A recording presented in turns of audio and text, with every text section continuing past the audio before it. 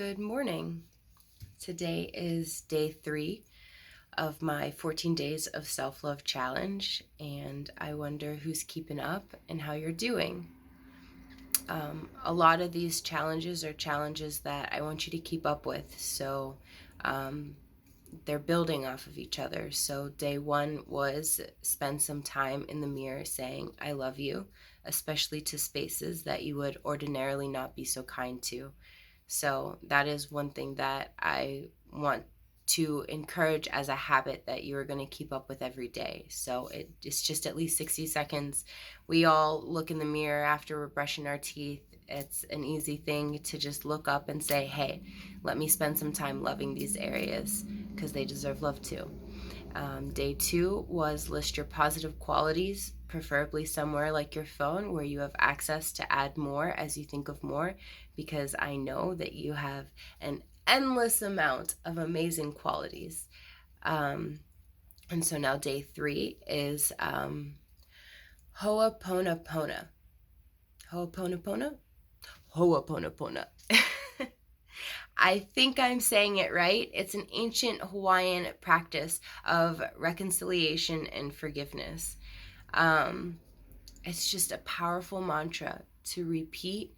You're reconciling with yourself and you're forgiving yourself. So it's one of those very straightforward practices that's just going to cut straight to your heart and do some work, even if you don't realize that it's doing work.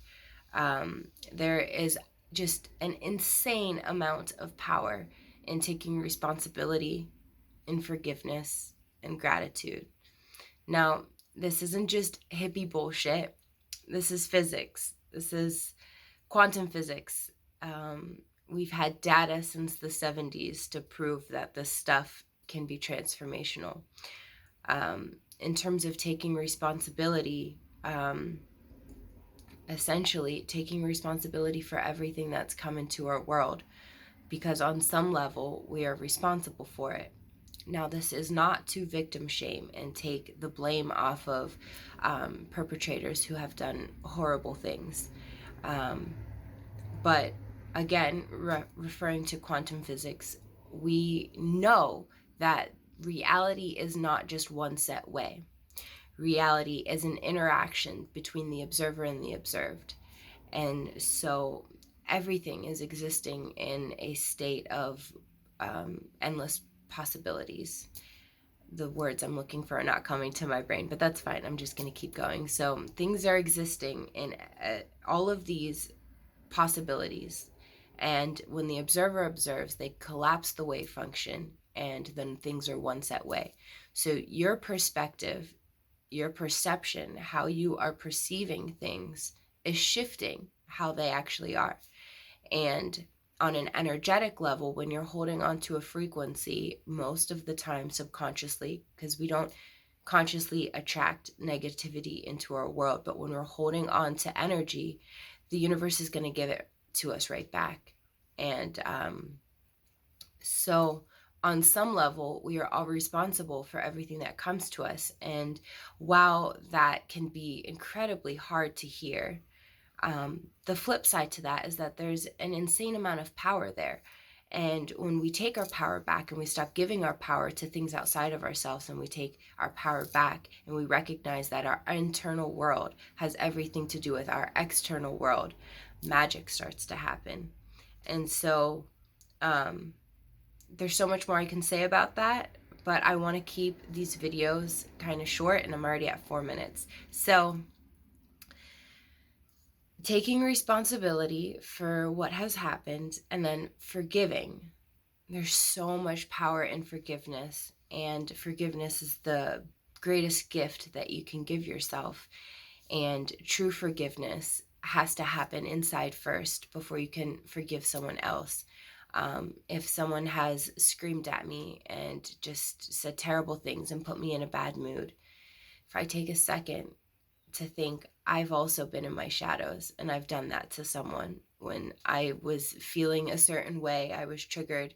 And so if I can forgive myself for doing that, I can forgive others. So we have to start with forgiving ourselves and then forgive out. And so taking responsibility, forgiving, and then gratitude. Another thing I'm going to reference with quantum physics, the studies that Dr. Emoto has done on water, which has now been duplicated and done all throughout the world, is just... So essentially, if you hold up a cup of water and you say, I love you, or you say, thank you, you are literally changing the structure of that water molecule. And when you say, I hate you to water, and you compare the slides, there's a big difference. Well, think about it. You're mostly made up of water. And this isn't just happening to water. Just water is easy to test because it's very malleable, but this is happening all the time with everything. Every thought, every word that comes out of our mouth, it is changing things. And when you say thank you, things align. Things fall into place. They resonate, and they create space for magic to unfold into your life. It's powerful shit, baby. And I'm going to leave big messages talking about all of these things because this is stuff I'm incredibly passionate about. But this one is about Ho'oponopono, and I'm trying to keep it short. So the practice is saying these 4 statements. I love you. I'm sorry. Please forgive me. Thank you. I love you. I'm sorry. Please forgive me. Thank you. Now, it's going to sound just so simple. And the thing about this is the magic in this mantra might not even hit you on a conscious level, but it is going to be working at some of that density I was talking about. There's so much density around our hearts, filling our body. We store a lot of trauma. A lot of times we avoid things, we go numb to them, and when you don't feel it, you can't heal it. When you don't heal it, it won't dissipate and leave you. And that's where a lot of disease comes from. We're holding on to a lot of trauma into our bodies. And so this is going to peel back at that. And think about all of the things that your monkey brain is saying on a loop. A lot of those things are not serving you. So take a pause from the monkey chatter and repeat this mantra instead.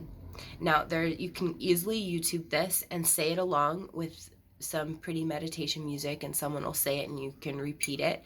Or you can just say it on your own, and it doesn't matter what order you say it in. These 4 statements are really powerful, and when you sit and spend time saying them, they're going to do some magic. So whether you do this when you're getting ready in the morning or on your commute to work, spend some time repeating this mantra, and hopefully continue to do the other challenges from day 1 and day 2. I promise you, if we really continue to work on these things, healing is going to happen. Space is going to open up. You're going to manifest the things that you want more quickly. You're going to feel more confident and hold your head up high, and you're going to treat the people around you nicer. The relationships you have are going to get better. So much happens when we love ourselves. And so, I want to keep this short, and I'm already at 8 minutes. So that's all I'm going to say for this video. I love you all, and I hope you have a great day.